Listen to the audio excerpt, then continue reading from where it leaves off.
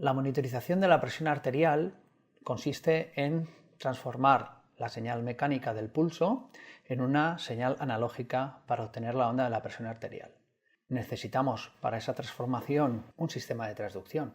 El sistema de transducción va desde el catéter arterial que pinchamos en los pacientes, un sistema de tubuladura que suele ser de plástico, que está rellena de un líquido, normalmente suero fisiológico, que va a conectarse a un transductor de presión.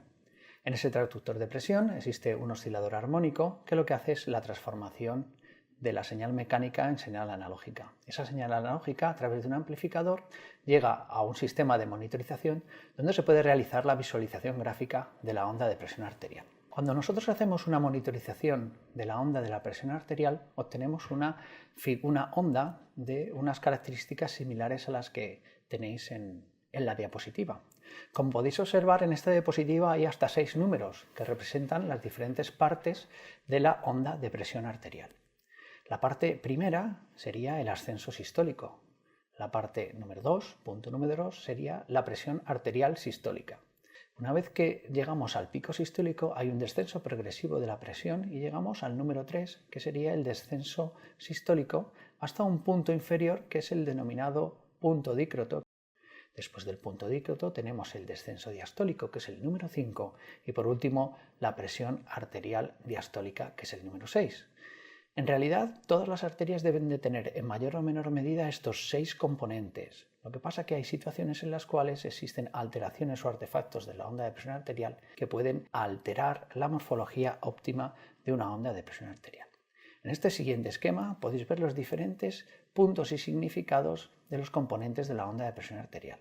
Habitualmente, el punto más importante a tener en cuenta a la hora de evaluar la onda de presión arterial para su aplicación con sistemas de monitorización hemodinámica de gasto cardíaco es el punto dícroto.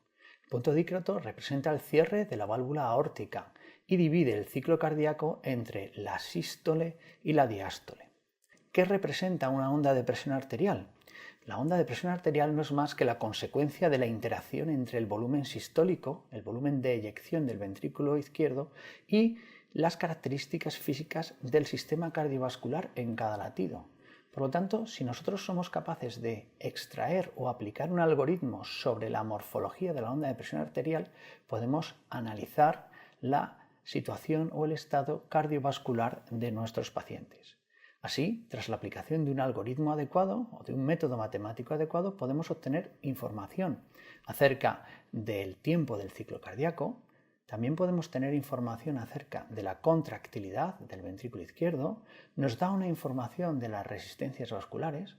Con un algoritmo de análisis del contorno del pulso podemos estimar el volumen sistólico y por lo tanto analizar el gasto cardíaco, y también nos permite evaluar la respuesta a fluidos durante la ventilación mecánica a través de parámetros conocidos como puede ser la variación de la presión del pulso o la variación de la presión sistólica.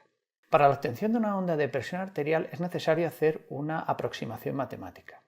Y una onda de presión arterial se compone de diferentes armónicos u ondas básicas. Podemos definir la onda de presión arterial como una onda periódica compleja. Es una representación de los diferentes armónicos u ondas básicas que componen una onda de presión arterial. Tenemos en la parte superior una onda armónica, una segunda onda armónica en la parte más inferior y una tercera en la parte más inferior. Cuando nosotros aplicamos una transformada de Fourier sobre esas 3 ondas básicas o armónicos, obtenemos una morfología de onda arterial que no es más que una onda periódica compleja. Todas las ondas tienen una frecuencia que denominamos frecuencia fundamental, es decir, es la manera o el número de veces que se repite esa onda en el tiempo. En el caso de la onda de presión arterial, la frecuencia fundamental coincide con la frecuencia del pulso. Habitualmente, en un individuo o individua sana, lo que tenemos es una frecuencia arterial de presión arterial, frecuencia cardíaca aproximada entre 60 y 120 latidos por minuto.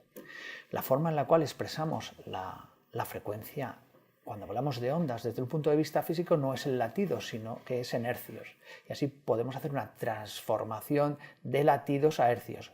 Como podéis ver, 60 latidos por minuto equivalen a un hercio. Para la obtención de esta onda de presión arterial, cuando hacemos una monitorización de la presión arterial cruenta en nuestros pacientes, es necesario emplear un sistema de transducción arterial o comúnmente denominado transductor. Es importante destacar las diferentes características que tiene que tener un sistema de transducción, ya que en ocasiones se pueden producir artefactos de medición como consecuencia de fenómenos de resonancia o fenómenos de amortiguación derivados de nuestro sistema de transducción. Las dos características fundamentales que tiene que tener un sistema de transducción es, por un lado, una frecuencia natural que viene determinada por la capacidad de oscilación del transductor, es decir, por la capacidad de oscilación de la membrana que se encuentra dentro del transductor. En situaciones en las cuales existen alteraciones de la frecuencia natural, es decir, esta frecuencia natural de nuestro sistema de transducción es o muy alta o sobre todo muy baja, se pueden producir fenómenos de amplificación de la onda de presión arterial y aparecer un fenómeno de resonancia. Por otro lado, nuestro sistema de transducción no solo está compuesto por ese transductor que contiene el oscilador armónico o membrana que hace la transformación de la señal, sino que está compuesto de un sistema plástico, una tubuladura, un tubo que conecta este transductor con la arteria. Todo este sistema que está presurizado con un líquido presenta un coeficiente de atenuación, es decir, lo que hace es amortiguar de alguna medida la transmisión de la señal mecánica desde la onda de presión, desde la arteria que estemos monitorizando hasta el oscilador armónico, hasta el transductor propiamente dicho. Si esta atenuación es muy elevada, este coeficiente de atenuación es muy elevado, aparecerá un fenómeno que se considera como un artefacto denominado fenómeno de amortiguación. Este fenómeno de amortiguación lo que va a producir es el efecto contrario al fenómeno de resonancia.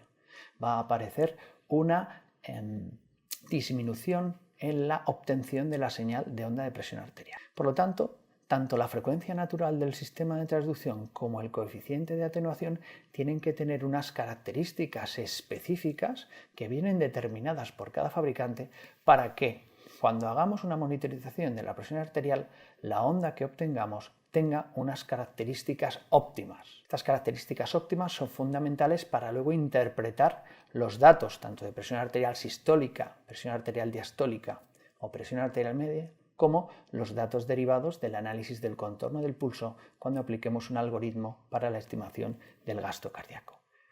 En resumen, la característica fundamental que tiene que tener un sistema de transducción es que su frecuencia natural sea lo más elevada posible para que tenga una buena respuesta dinámica adecuada y evitar sobre todo los fenómenos de resonancia.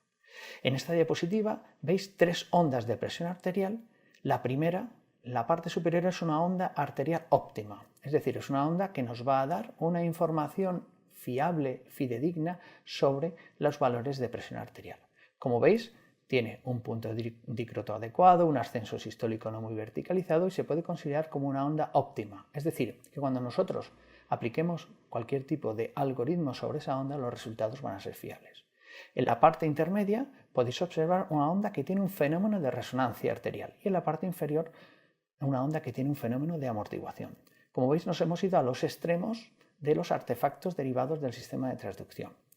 La arteria que tiene resonancia, que tenéis en la parte intermedia, es una arteria muy picuda, con un ascenso sistólico muy verticalizado y con una serie de oscilaciones artefactuales como consecuencia de una frecuencia natural del sistema de transducción muy baja. Por el contrario, la onda que tenéis en la parte inferior es una onda totalmente amortiguada que ha perdido la morfología habitual de la onda de presión arterial. Está excesivamente horizontalizada y, como veis, no se puede detectar el punto dícroto. Estos fenómenos de resonancia y amortiguación son fundamentales y muy importantes porque para establecer una monitorización del gasto cardíaco basada en el análisis del contorno del pulso es fundamental que nuestra onda esté óptimamente amortiguada o, como he dicho de otra manera, sea una onda que presente unas características ideales. Esto es un estudio publicado hace muchos años por Michard, en el cual dijo que daba igual el algoritmo que nosotros empleáramos para estimar el volumen sistólico a partir de una onda de presión arterial, que lo más importante no era el algoritmo, que lo más importante era que nuestra onda de presión arterial fuese óptima, estuviese óptimamente amortiguada. y que no presentará ningún tipo de fenómeno, ni de resonancia, ni de amortiguación o sobreamortiguación.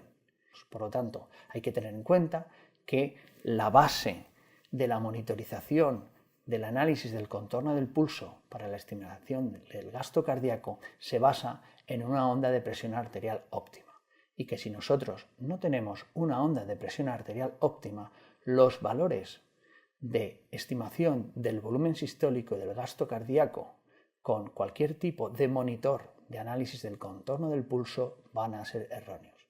Por lo tanto, un mensaje para llevaros a casa siempre que vayáis a hacer una monitorización con un monitor de gasto cardíaco de contorno del pulso, primero hay que hacer un buen diagnóstico de la calidad de la onda arterial.